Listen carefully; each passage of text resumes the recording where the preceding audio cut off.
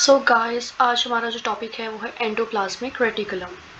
ये हमारा चैप्टर 4 का एक और इम्पॉर्टेंट टॉपिक है जिसको हम डिस्कस करने जा रहे हैं, एंडोप्लाज्मिक रेटिकुलम। सबसे पहले हम इसके वर्ड रूट को डिस्कस करेंगे कि एंडोप्लाज्मिक रेटिकुलम कहाँ से डिराइव हुआ है और इसका मीनिंग क्या है। कोई भी वर्ड होता है वो अपना एक प्रॉपर मीनिंग जो है वो स्पेसिफाई कर रहा होता है, जैसे कि endoplasmic reticulum.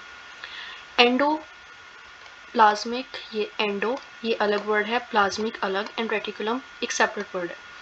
Endo means inside, plasmic with in the plasma, and reticulum means a network. तो इससे एंडोप्लाज्मिक रेटिकुलम के जो वर्ड रूट है, इससे हमें पता चल रहा है कि एंडोप्लाज्मिक रेटिकुलम एक ऐसा नेटवर्क है जो कि प्लाज्मा के अंदर प्रेजेंट होता है। एंडोप्लाज्मिक ये ग्रीक वर्ड से ड्राइव्ड है, एंड रेटिकुलम ये लैटिन है।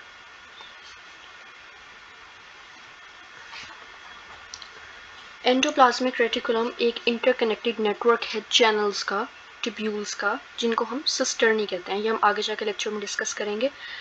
अब इसकी प्रेजेंस कहाँ पे है? न्यूक्लियर मेम्ब्रेन से लेकर प्लाज्मा मेम्ब्रेन के बीच में ये एक चैनल होता है, इसको हम एंडोप्लाज्मिक रेटिकुलम कहते हैं। ये through out the cytoplasm present होता है एंड ऑल यूकैरियोटिक सेल्स। याद रखें कि एंडोप्लाज्मिक रेटिकुलम यूकैरियोटिक सेल की ऑर्गेनेली है, ये प्रोकैरियोटिक सेल्स में प्रेजेंट नहीं होता।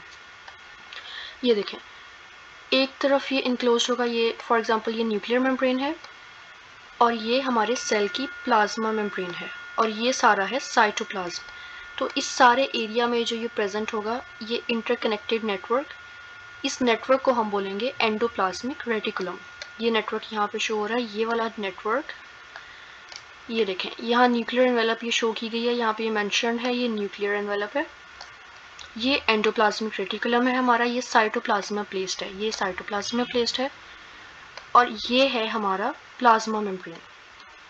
हमने इसकी लोकेशन को डिस्कस कर लिया है। अब हम देखते हैं कि एंडोप्लाज्मिक रेटिकुलम के कंपोनेंट्स क्या क्या होते हैं, कि किस चीज़ से मिलकर बना होता है। तो ये देखें, यहाँ पे सिस्टर्नी मेंशन्ड है। सिस्टर्नी क्या चीज़ है? ये देखें, लॉन्ग फ्लैटेंड अनब्रांच्ड यूनिट्स हैं जो कि ये स्टैक की फॉर्म में अरेंज्ड हैं, ऊपर नीचे ओवरलैप हुए हुए हैं। जो मटेरियल्स इन चैनल्स में प्रेजेंट होता है, और देखें साइटोप्लाज्म के पास अपना मटेरियल है और एंडोप्लाज्मिक रेटिकुलम के सिस्टर्नी में मटेरियल प्लेस्ड है। तो ये दोनों मटेरियल एक दूसरे से अलग कैसे रहते हैं? ये ट्यूबुलर और स्फेरिकल मेम्ब्रेन्स की वजह से, इन मेम्ब्रेन्स की वजह से। तो इन मेम्ब्रेन्स को हम कहते हैं सिस्टर्नी। इस सिस्टर्नी का जो मेन फंक्शन है वो ये है कि ये साइटोप्लाज्म में प्रेजेंट मटेरियल और एंडोप्लाज्मिक रेटिकुलम के मटेरियल को सेपरेट करता है। वेसिकल्स क्या चीज़ होते हैं? ओवल मेम्ब्रेन बाउंड्री स्ट्रक्चर्स, यानी कि इस शेप के ओवल, ये वेसिकल्स हैं, और जो ट्यूब्स की फॉर्म में हैं, जैसे कि ये इरेगुलर हैं और ब्रांच्ड हैं। यहाँ पे irregular and branched, often bounded by membranes. जो ट्यूब्यूल्स होते हैं वो फ्री भी हो सकते हैं, यानी कि वो सेपरेटली इंडिपेंडेंट एग्जिस्टेंस हो सकती है, या वो सिस्टर्नी के साथ भी अटैच हो सकते हैं। एंडोप्लाज्मिक रेटिकुलम की इंटरनल स्पेसेस को हम दो डिस्टिंक्ट कंपार्टमेंट्स में डिवाइड करते हैं। एक ल्यूमिनल, यानी कि ये देखें, ये ल्यूमिनल है, ल्यूमिनल इनसाइड, ल्यूमिनल का मतलब ही इनसाइड होता है, और एक है एक्स्ट्रा ल्यूमिनल, यानी कि ये जो साइटोप्लाज्म वाला है, एक्स्ट्रा ल्यूमिनल साइटोप्लाज्म वाला, और ल्यूमिनल यानी कि इनसाइड। अब हम इसकी मॉडिफिकेशन को डिस्कस करते हैं एंडोप्लाज्मिक रेटिकुलम की। एंडोप्लाज्मिक रेटिकुलम स्केलेटल्स हमारे जो मसल्स होते हैं और कार्डिक मसल सेल्स, उनमें स्मूथ एंडोप्लाज्मिक रेटिकुलम प्रेजेंट होता है। ये स्मूथ एंडोप्लाज्मिक रेटिकुलम अपनी ल्यूमिन यानी कि इनसाइड में कैल्शियम को स्टोर करता है, क्योंकि हमारे मसल्स को अपनी मूवमेंट के लिए, हम नेक्स्ट चैप्टर में सेकेंड ईयर में मूव करेंगे तो इस चीज़ को हम ब्रीफली पढ़ेंगे कि जो कैल्शियम है वो किस लिए इम्पॉर्टेंट है। हमारे जो मसल्स हैं वो रिलैक्स होते हैं, कॉन्ट्रैक्ट होते हैं, इस सारे प्रोसेस के लिए एटीपी के साथ साथ हमें कैल्शियम आयंस की ज़रूरत होती है। इसलिए smooth endoplasmic reticulum calcium ions अपने ल्यूमिन में स्टोर करता है। और एक और टर्म यहाँ पे हम डिस्कस करते हैं, अर्गेस्टोप्लाज्म। मैं यहाँ पे इसको मेंशन कर देती हूँ, अर्गेस्टोप्लाज्म। ये टर्म किस लिए यूज़ होती है? अगर एक small parallel cisternae, rough endoplasmic reticulum के एक स्मॉल पैरेलल सिस्टर्नी पे बहुत सारे राइबोसोम्स अटैच हों, तो हम उस पॉइंट को कहेंगे अर्गेस्टोप्लाज्म। जैसे कि यहाँ पे देखें, ये रफ एंडोप्लाज्मिक रेटिकुलम है क्योंकि इस पे राइबोसोम्स प्रेजेंट हैं, और अगर ये राइबोसोम्स एक स्मॉल पैरेलल सिस्टर्नी पे प्रेजेंट होंगे रफ एंडोप्लाज्मिक रेटिकुलम के, तो हम इसको कहेंगे अर्केस्टोप्लाज्म। जैसे यहाँ पे एक पैरेलल सिस्टर्नी है रफ एंडोप्लाज्मिक रेटिकुलम का और इस पे राइबोसोम्स प्रेजेंट है, तो हम इस पोर्शन को अर्केस्टोप्लाज्म कहेंगे। और कुछ सेल्स में जैसे कि नर्व सेल्स में, हमारे जो न्यूरॉन्स या नर्व सेल्स हैं उनमें जो अर्केस्टोप्लाज्म प्रेजेंट होते हैं उनको हम कहते हैं निसल बॉडी। ये मैं यहाँ पे मेंशन कर रही हूँ, निसल्स बॉडी या निसल्स ग्रेन्यूल्स भी कहते हैं।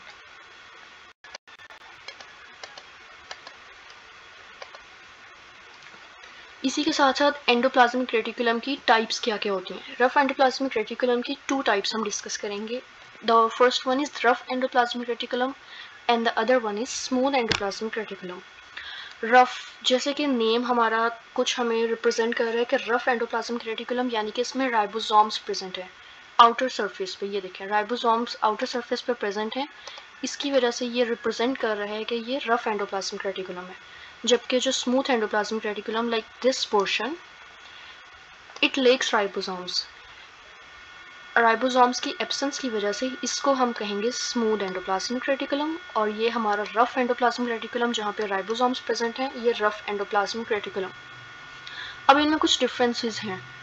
Rough endoplasmic reticulum more stable है और smooth endoplasmic reticulum less stable structure है। अब जो रफ एंडोप्लाज्मिक रेटिकुलम है ये मेनली कंपोज होता है सिस्टर्नी, ये देखें ये सिस्टर्नी और वेसिकल्स से। जबकि जो स्मूथ एंडोप्लाज्मिक रेटिकुलम है ये देखें ये ट्यूब्यूल्स हैं।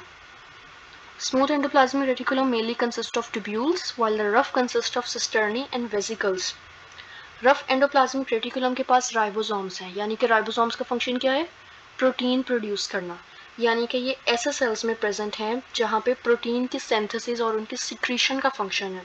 जैसे कि हमारा लीवर सेल है, लीवर का काम क्या है, प्रोटीन्स बनाना, उनको सिक्रीट करना। या फिर पैनक्रीज है हमारा, या गॉबलेट सेल्स हैं हमारे, सिक्रीटिंग सेल्स हैं जो सिक्रीशंस अपनी रिलीज करते हैं। ऐसे सेल्स जो एक्टिवली इंगेज्ड हैं सिक्रीशंस के अंदर, तो वो रफ एंडोप्लाज्मिक रेटिकुलम उनमें ज़्यादा प्रेजेंट होता है। और on the other hand smooth endoplasmic reticulum का फंक्शन थोड़ा सा डिफरेंट है। ये उन सेल्स में ज़्यादा प्रेजेंट होते हैं जो कि कंसर्न है with glycogen and lipid metabolism. Glycogen and lipid metabolism, ये जो हमारा फंक्शन है ग्लाइकोजन एंड लिपिड मेटाबॉलिज्म का, ये स्मूथ एंडोप्लाज्मिक रेटिकुलम परफॉर्म कर रहे हैं। जैसे कि एडिपोज टिश्यूज़ हैं, एडिपोज टिश्यूज़ वो टिश्यूज़ होते हैं जो कि फैट को स्टोर करते हैं। मसल्स हैं हमारे, लीवर सेल्स हैं, और ये रिमूव करते हैं टॉक्सिन्स को। कोई भी ऐसे टॉक्सिन्स हैं फॉर एग्जांपल ड्रग्स हैं या और कुछ हार्मफुल मटेरियल्स अगर हमारी बॉडी में एंटर हो रहे हैं तो वो इनको रिमूव करता है। ये जो रिमूवल का फंक्शन है, ये टॉक्सिन्स को किल करना है, ये स्मूथ एंडोप्लाज्मिक रेटिकुलम कर रहा है। फर्दर हम इसके फंक्शंस को डीपली डिस्कस कर लेते हैं कि इसके और क्या क्या फंक्शंस हो सकते हैं। सबसे पहले मैकेनिकल सपोर्ट। मैकेनिकल सपोर्ट यानी कि जो सेल है हमारा वो रप्चर ना हो जाए। जैसे कि ह्यूमन बॉडी है, ह्यूमन बॉडी के मसल्स को सपोर्ट कर रही हैं बोन्स एंड कार्टिलेजेस, इसी तरह हर जो सेपरेट सेल है उसको rough endoplasmic reticulum support provide कर रहा है। सपोर्ट किस वे में प्रोवाइड कर रहा है, क्योंकि ये देखें इसका मेगा स्ट्रक्चर है, एक तरफ से न्यूक्लियर एनवेलप और दूसरी तरफ से प्लाज्मा मेम्ब्रेन के बीच में एनक्लोज्ड है ये जो सारा है। इसके अलावा इनके जो माइक्रोफिलामेंट्स होते हैं और माइक्रोट्यूब्यूल्स होते हैं वो हम नेक्स्ट टॉपिक में डिस्कस करेंगे कि माइक्रोफिलामेंट्स और माइक्रोट्यूब्यूल्स क्या चीज़ें हैं। Endoplasmic reticulum mechanical support provide करता है इसके मेगा स्ट्रक्चर की वजह से। ये इसको हमारे सेल को स्ट्रेंथ प्रोवाइड करता है और सपोर्ट प्रोवाइड करता है, इसकी शेप को मेंटेन करता है। उसके बाद हम नेक्स्ट की तरफ मूव करते हैं। इसका नेक्स्ट फंक्शन है इंट्रासेलुलर एक्सचेंज। अब इंट्रासेलुलर एक्सचेंज जैसे कि नेम रिप्रेजेंट कर रहा है, जो एंडोप्लाज्मिक रेटिकुलम है ये सेल में एक ब्रिज के तौर पे काम करता है। ये एमसीक्यू पूछा जाता है कि what is the bridge of the cell, तो इस बात को नोट डाउन कर लें कि bridge of the cell is endoplasmic reticulum. अब ये ब्रिज के तौर पे कैसे काम करता है, लेकिन हर चीज़ का जो आंसर है वो इसके स्ट्रक्चर में लाई कर रहा है, क्योंकि एक तरफ इसका न्यूक्लियर मेम्ब्रेन और दूसरी तरफ प्लाज्मा मेम्ब्रेन के बीच में जो मेजर स्ट्रक्चर है वो ये एंडोप्लाज्मिक रेटिकुलम परफॉर्म कर रहा है। अब ये इंट्रासेलुलर कनेक्टिंग सिस्टम के तौर पे काम करता है और ट्रांसपोर्ट करता है मटेरियल को सेल के एक तरफ से एक हिस्से से दूसरे हिस्से में। लाइक यहाँ से मटेरियल लिया और यहाँ तक एक्सचेंज, तो ये जब एक जगह से दूसरी जगह लेके जाना है, इस वजह से एंडोप्लाज्मिक रेटिकुलम एक ब्रिज के तौर पे एक्ट कर रहा है। ब्रिज हमें पता है कि एक जगह से या एक पॉइंट से दूसरे पॉइंट की तरफ जाने के लिए हेल्पफुल होता है। तो इसी तरह मटेरियल का जो एक्सचेंज है वो एक जगह से दूसरी जगह वो ये एंडोप्लाज्मिक रेटिकुलम परफॉर्म कर रहा है। नेक्स्ट हमारे पास इसी से इंटरलिंक्ड पॉइंट है यानी कि कनेक्शन, कि एंडोप्लाज्मिक रेटिकुलम न्यूक्लियर मटेरियल को न्यूक्लियर मेम्ब्रेन और प्लाज्मा मेम्ब्रेन के बीच में कनेक्शन प्रोवाइड कर रहा है। इसके अलावा प्रोटीन सिंथेसिस हमारा एक मेजर फंक्शन है कि जो रफ एंडोप्लाज्मिक रेटिकुलम परफॉर्म कर रहे हैं। Rough endoplasmic reticulum, as the name represents, it has ribosomes and what is the function of ribosome? Protein synthesis. So rough endoplasmic reticulum acts as a site for protein synthesis because ribosomes are attached with their outer surface. And what is the function of smooth endoplasmic reticulum? Lipid synthesis. Lipid synthesis यानी कि cholesterol and phospholipids ये synthesise होते हैं smooth endoplasmic reticulum में। Smooth endoplasmic reticulum के हम थोड़े से इसको ज़रा डिटेल में डिस्कस करते हैं कि स्मूथ एंडोप्लाज्मिक रेटिकुलम है वो फैटी एसिड से लिपिड्स बनाता है। फैटी एसिड्स स्मॉलर कंपोनेंट है जो कि मिलके लिपिड्स बनाएंगे और ग्लिसरॉल को अब्जॉर्ब करता है हमारी गट के अंदर। ग्लिसरॉल क्या है ये हम आगे जाके डिस्कस करेंगे। ये भी हमारे फैटी एसिड्स का एक कंपोनेंट होता है ग्लाइसरोल। ग्लाइसरोल यानी कि जिसमें 3 OH हाइड्रोक्सिल ग्रुप होते हैं, वो वाला अल्कोहल जिसमें 3 हाइड्रोक्सिल ग्रुप अटैच होते हैं उसको हम कहते हैं ग्लिसरॉल। ग्लाइसरोल और फैटी एसिड्स यानी कि carboxylic acid, smaller carboxylic acids मिलकर फैटी एसिड्स बनाते हैं, लिपिड्स बनाते हैं सॉरी। ये मैं आपको यहाँ पे इक्वेशन लिख देती हूँ, मेंशन कर देती हूँ।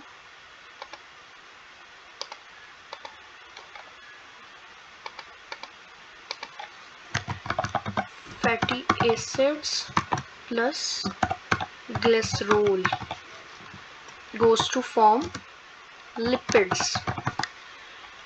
Fatty acids smaller carboxylic acids and glycerol ऐसा अल्कोहल जिसमें 3 हाइड्रोक्सिल ग्रुप्स अटैच हैं उसको हम ग्लाइसरॉल कहते हैं।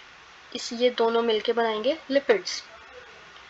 इसके अलावा हार्मोन कॉर्टिकोस्टेरॉइड्स जो हैं जो कि हमारे एड्रीनल कॉर्टेक्स में होते हैं, या हमारे हार्मोन्स टेस्टोस्टेरोन, एस्ट्रोजन, या वो ये एस्ट्रोजन और टेस्टोस्टेरोन इनकी जो बेस है यानी जो इनकी केमिकल नेचर है वो है लिपिड्स।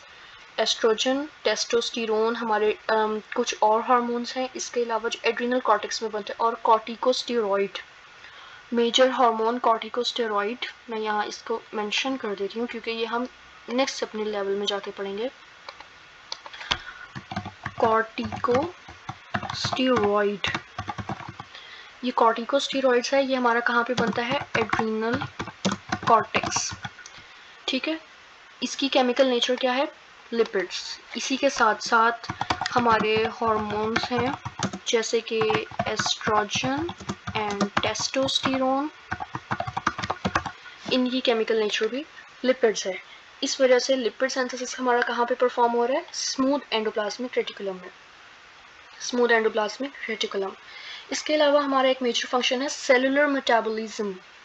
मेटाबॉलिज्म यानी कि कैटाबॉलिक और एनाबॉलिक रिएक्शंस का सम जो हमारी बॉडी में परफॉर्म हो रहा है वो मेटाबॉलिज्म। जो एंडोप्लाज्मिक रेटिकुलम की मेम्ब्रेन्स हैं वो सरफेस एरिया को बढ़ाती हैं मेटाबॉलिक एक्टिविटीज़ के लिए, जैसे कि इंजाइम्स हैं, सुक्रेज, ग्लूकोज 6-फॉस्फेट, NAD डाइफॉस्फेटेज, ये जो सारे हैं ये मेटाबॉलिक एक्टिविटीज़ में इन्वॉल्व हैं और एंडोप्लाज्मिक रेटिकुलम की मेम्ब्रेन सरफेस एरिया को बढ़ा रहे हैं और इनमें ये इंजाइम्स प्रेजेंट है। मैं इंजाइम्स को यहाँ पे मेंशन कर देती हूँ क्योंकि ये MDCAT पॉइंट ऑफ व्यू से रिलेटेड है। First one is sucrases, the other one is glucose 6-phosphatase and the other one is NAD diphosphatases.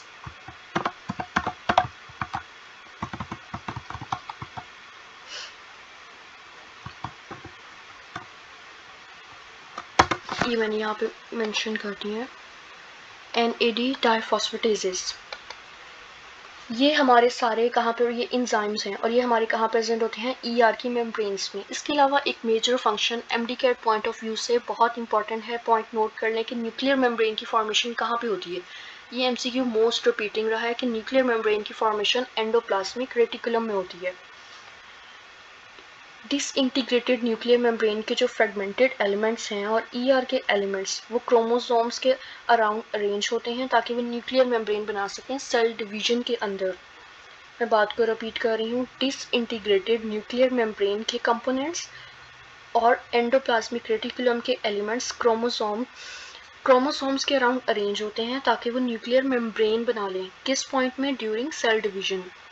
इसके अलावा बहुत सी ऐसी ऑर्गेनेल्स हैं जो कि इनकी फॉर्मेशन होती है रफ एंडोप्लाज्मिक रेटिकुलम में।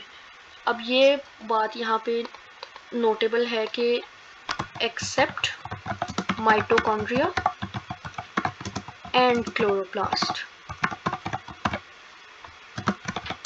all other organelle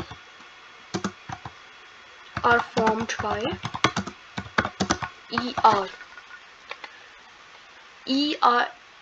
माइटोकॉन्ड्रिया और क्लोरोप्लास्ट यहाँ पे क्यों नहीं बनते? अब ये क्वेश्चन अराइज होता है कि माइटोकॉन्ड्रिया और क्लोरोप्लास्ट एंडोप्लाज्मिक रेटिकुलम में क्यों नहीं बन रहे? The reason lies behind they have their own DNA, they have their own enzymes, coenzymes and proteins. They are self-replicating or semi-autonomous organs. इसी वजह से माइटोकॉन्ड्रिया और क्लोरोप्लास्ट ये दो ऐसी ऑर्गेनेल हैं जो कि खुद से रेप्लिकेट कर रही हैं। इसके अलावा बाकी हमारे सेल में जितनी ऑर्गेनेल प्रेजेंट हैं वो सब की सब एंडोप्लाज्मिक रेटिकुलम बनाता है, क्योंकि एंडोप्लाज्मिक रेटिकुलम में जो रफ एंडोप्लाज्मिक रेटिकुलम है उसका बेसिक जो फंक्शन है वो है प्रोटीन सिंथेसिस। और किसी भी सेल या सेल मेम्ब्रेन का जो मेजर कंपोनेंट होता है अराउंड 60% वो प्रोटीन होता है, उसका केमिकल नेचर प्रोटीन बेस्ड होती है। तो इनडायरेक्टली जो प्रोटीन की फॉर्मेशन है वो राइबोसोम्स कर रहा है। राइबोसोम्स कहाँ अटैच है? एंडोप्लाज्मिक रेटिकुलम में। तो इस तरह सारी ऑर्गेनेल हमारी माइटोकॉन्ड्रिया और क्लोरोप्लास्ट के अलावा ये हमारा एंडोप्लाज्मिक रेटिकुलम में फॉर्म हो रही है। इसके अलावा हमने अभी ब्रीफली डिस्कस किया था डिटॉक्सिफिकेशन, जो कि हमारे स्मूथ एंडोप्लाज्मिक रेटिकुलम का मेजर फंक्शन है। स्मूथ एंडोप्लाज्मिक रेटिकुलम हर टाइप की जो ड्रग्स हैं, पोल्यूटेंट्स हैं, स्टेरॉइड्स हैं या अदर टॉक्सिन्स हैं उन सबको डिटॉक्सिफाई करता है। इसके अलावा एंडोप्लाज्मिक रेटिकुलम के कुछ और फंक्शंस हैं जैसे कि साइट ऑफ न्यू मेम्ब्रेन्स।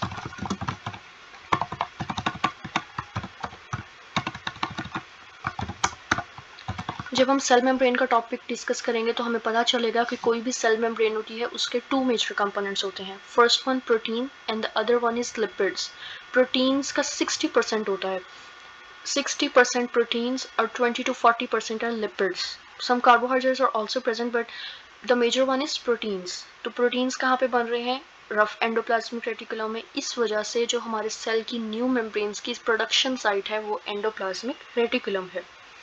इसके अलावा मसल सेल्स के लिए कैल्शियम को स्टोर करना, जैसे कि मैंने आपको बताया कि हमारे जो मसल्स का कॉन्ट्रैक्शन और रिलैक्सेशन के प्रोसेस के अंदर हमें एटीपी के साथ साथ कैल्शियम आयंस की ज़रूरत होती है। तो वो कैल्शियम आयंस हमारे स्मूथ एंडोप्लाज्मिक रेटिकुलम के ल्यूमेन में स्टोर होते हैं।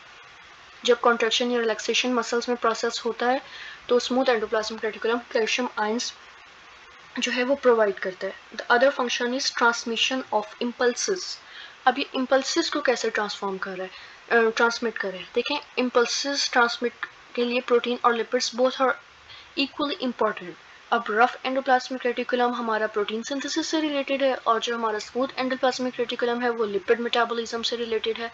तो ये दोनों मिल के ट्रांसमिशन ऑफ इम्पल्सेस यानी कि नर्व इम्पल्स कहाँ कहाँ? नर्व सेल्स में और मसल सेल्स में।